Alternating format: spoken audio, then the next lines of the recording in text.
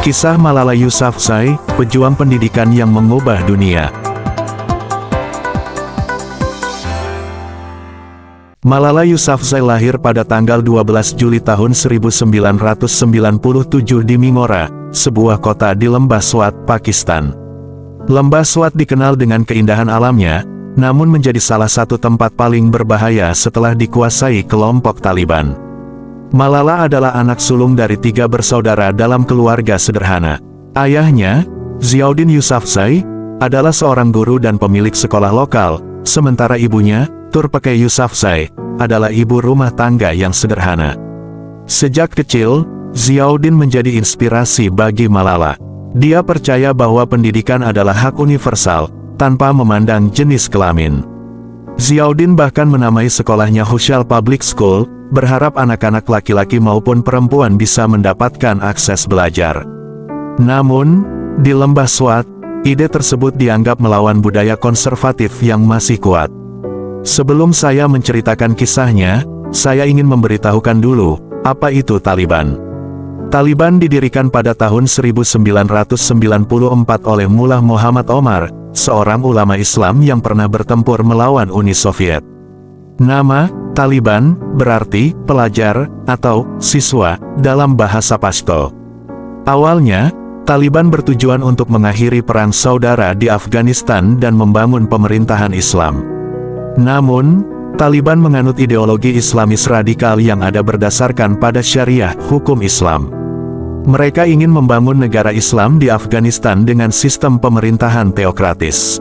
Taliban juga anti-Barat dan anti-Amerika Serikat. Taliban memiliki beberapa kebijakan antara lain. 1. Pelarangan pendidikan bagi perempuan. 2. Pelarangan musik, film, dan seni. 3. Pelarangan perjudian dan alkohol. 4. Pelaksanaan hukuman mati untuk kejahatan tertentu. 5. Pengharaman hak-hak perempuan. Pada tahun 2007, kelompok ekstremis Taliban mulai mengambil kendali atas Swat. Taliban memberlakukan hukum syariah versi mereka yang sangat keras, melarang banyak aspek kehidupan modern. Musik, televisi, bahkan pendidikan untuk anak perempuan dianggap tidak sesuai dengan ajaran Islam. Taliban menghancurkan lebih dari 400 sekolah, termasuk sekolah yang dimiliki ayah Malala. Meskipun begitu, Malala tetap bersekolah dengan penuh semangat. Dia merasa bahwa belajar adalah haknya, sama seperti anak laki-laki lainnya. Bersama teman-teman sekelasnya, dia menghadapi ketakutan setiap hari untuk pergi ke sekolah. Mereka bahkan harus menyembunyikan buku pelajaran agar tidak ditemukan oleh Taliban. Awal perjuangan Malala. Pada tahun 2009, ketika berusia 11 tahun, Malala diminta oleh BBC Urdu untuk menulis blog tentang kehidupannya di bawah Taliban.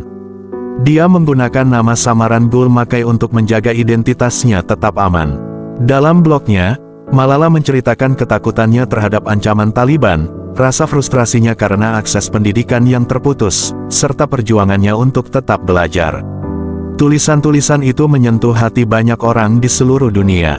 Malala menjadi simbol perjuangan anak-anak perempuan yang berusaha mempertahankan hak mereka. Meski anonim, Taliban mencurigai siapa sosok di balik tulisan tersebut. Setelah itu, Malala muncul di berbagai forum lokal, dan akhirnya identitasnya terbuka. Pada tahun 2011, dia mendapatkan penghargaan nasional di Pakistan sebagai simbol pemberani.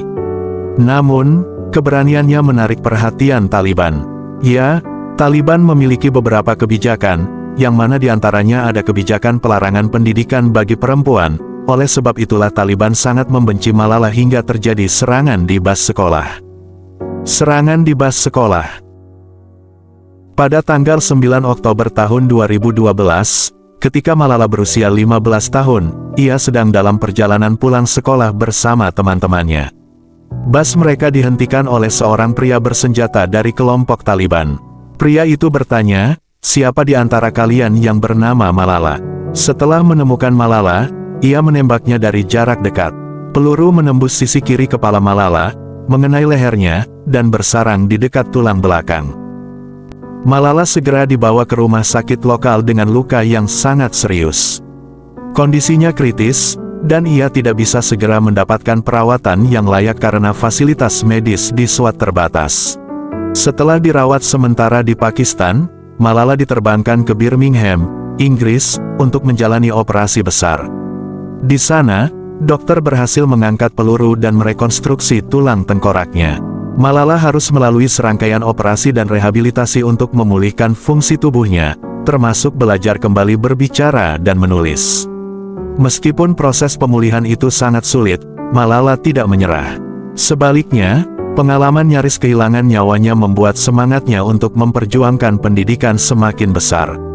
Setelah serangan itu, Malala dan keluarganya menetap di Birmingham demi alasan keamanan.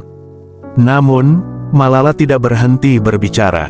Pada tahun 2013, dia menyampaikan pidato ikonik di Perserikatan Bangsa-Bangsa PBB. Dalam pidatonya, dia berkata, "Satu anak, satu guru, satu buku, dan satu pena dapat mengubah dunia. Pendidikan adalah satu-satunya solusi." Pidato ini menginspirasi jutaan orang di seluruh dunia. Pada tahun yang sama, dia menulis buku autobiografinya, buku I Am Malala, The Story of the Girl Who Stood Up for Education and Was Shot by the Taliban, merupakan autobiografi dari Malala Yousafzai yang ditulis bersama Christina Lamb. Buku ini diterbitkan pada tanggal 8 Oktober tahun 2013 oleh Weidenfeld dan Nicholson di Inggris dan Little, Brown and Company di Amerika Serikat. Buku ini menceritakan kehidupan awal Malala, aktivisme ayahnya, dan upayanya untuk memperjuangkan hak pendidikan perempuan di Pakistan. Pada tahun 2013, Malala mendirikan Malala Fund, sebuah organisasi yang mendukung pendidikan anak perempuan di negara-negara berkembang. Organisasi ini telah membantu ribuan anak perempuan mendapatkan akses sekolah di negara-negara seperti Pakistan, Afghanistan, Nigeria, dan Suriah. Pada tahun 2014, Malala menjadi penerima hadiah Nobel Perdamaian termuda dalam sejarah, pada usia 17 tahun. Dia berbagi penghargaan itu dengan Kailash Satyarthi, seorang aktivis India yang berjuang melawan perbudakan anak. Malala terus melanjutkan perjuangannya. Dia lulus dari Universitas Oxford pada tahun 2020 dengan gelar di bidang filsafat, politik, dan ekonomi. Malala juga berbicara di berbagai forum internasional dan bertemu dengan tokoh-tokoh dunia untuk menggalang dukungan terhadap pendidikan anak perempuan.